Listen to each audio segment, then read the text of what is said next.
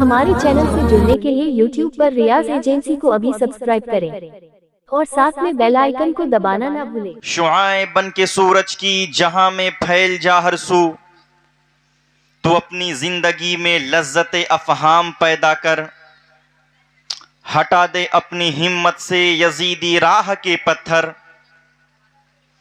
ہٹا دے اپنی ہمت سے یزیدی راہ کے پتھر، ہجوم کربلا میں قوت اسلام پیدا کر، ہجوم کربلا میں قوت اسلام پیدا کر۔ نور حق اسلام ہے، اس کو بجھا سکتا ہے کون؟ نور حق اسلام ہے، اس کو بجھا سکتا ہے کون؟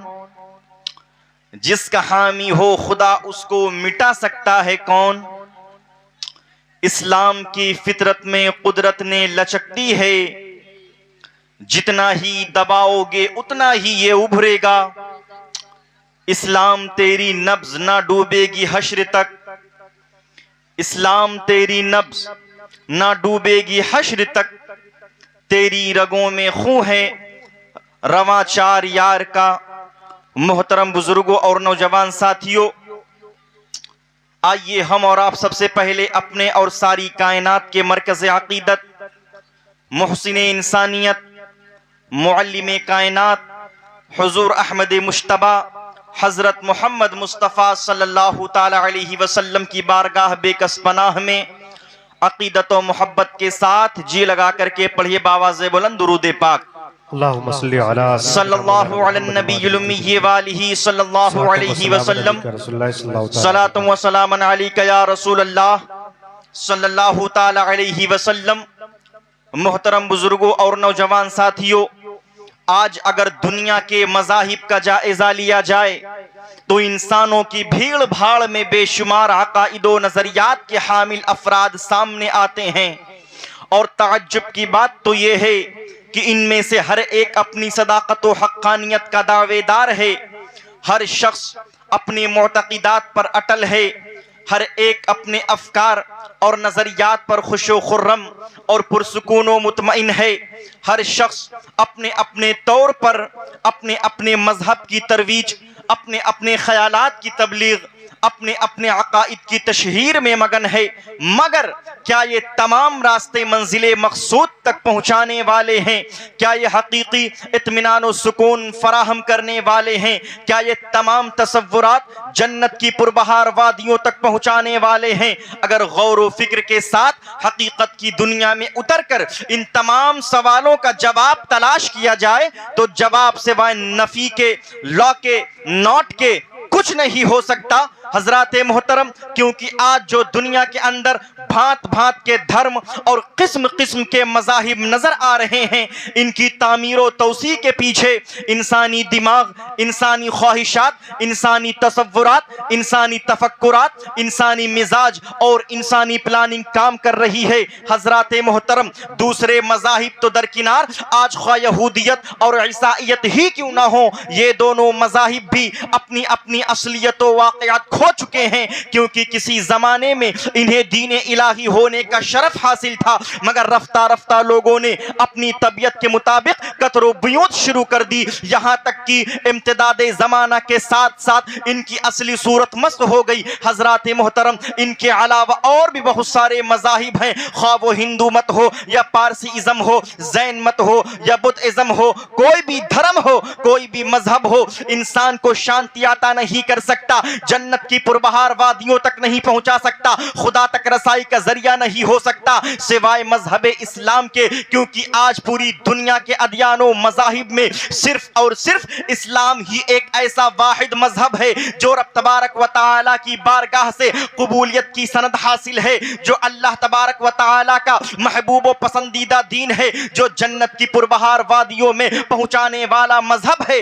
جیسا کہ اللہ تبارک و تعالی نے قرآن مقدس میں ارشاد فرمایا ہے، ان الدین عند اللہ الاسلام، بے شک اللہ کے یہاں اسلام ہی دین ہے۔ دین برادران ملت اسلامیہ بلا شک و شبہ یہی خداوند قدوس کا محبوب و پسندیدہ دین ہے، یہی جنت کی وادیوں تک پہنچانے والا مذہب ہے، اسی کے دستور میں ترقی کی راہیں اور نجات کی سبیل ہے، یہی حق کا نقیب اور صداقت کا خطیب ہے، یہی عزت و عظمت کا محافظ اور حرمت و ناموس کا نگہبان ہے۔ جیسا کہ یہی وجہ ہے کہ مذہب اسلام کی آمد کے ساتھ ہی تمام آسمانی شریعتوں کو منسوخ کر دیا گیا اور دوسرے مذاہب عالم باطل و مردود قرار دے دیے گئے، جیسا کہ اللہ تبارک و تعالی نے قرآن مقدس میں ارشاد فرمایا وَقُلْ جَاءَ الْحَقُّ وَزَهَقَ الْبَاطِلُ إِنَّ الْبَاطِلَ كَانَ زَهُوقًا۔ اے محبوب آپ فرماؤ کہ حق آیا باطل مٹ گیا، بے شک باطل کو مٹنا ہی تھا۔ برادران ملت اسلامیہ،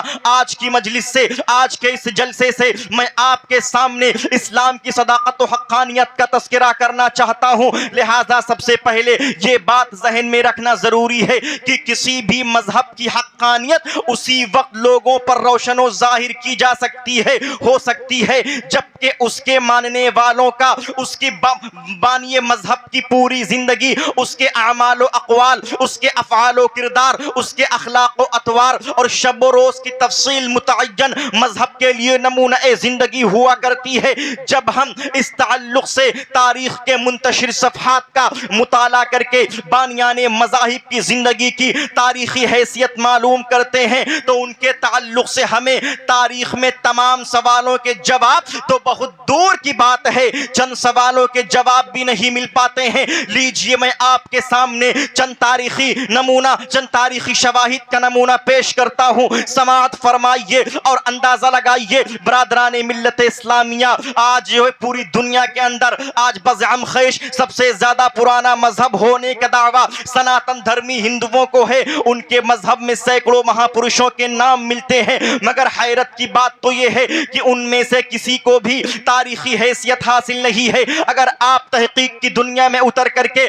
آگاہی حاصل کریں گے تو آپ کو معلوم ہوگا کہ ان میں سب سے بہتر کردار ان لوگوں کے ملیں گے جو رامائن اور مہابھارت کے ہیرو ہیں، مگر آج ان کی زندگی کے واقعات بھی تاریخی اعتبار سے ناپید ہیں، اور یہ بھی نہیں کہا جا سکتا کہ یہ واقعات کس صدی میں اور کس سال واقع ہوئے اور کن کن لوگوں کے کردار اصلی ہیں اور کون کون افسانوی حیثیت کے مالک ہیں۔ مختصر یہ کہ جب بانی مذہب کی شخصیت ہی اختلاف کی شکار ہے تو بھلا ان کی پیشوائی کے سامنے کیسے سر تسلیم خم کیا جا سکتا ہے، اور کیسے انہیں اپنا آئیڈیل اور نمونہ قرار دیا جا سکتا ہے، اور کیسے یہ دعویٰ کیا جا سکتا ہے کہ انسان کامیابی و کامرانی سے ہمکنار ہو سکتا ہے، اور کیسے انسان شانتی و کامیابی و کامرانی سے ہمکنار ہو سکتا ہے۔ برادران ملت اسلامیہ، ذرا اپنی توجہ اور قریب فرما لیجئے۔ پرانے ایران کے پرانے مجوسی مذہب کا بانی زرتشت ہے،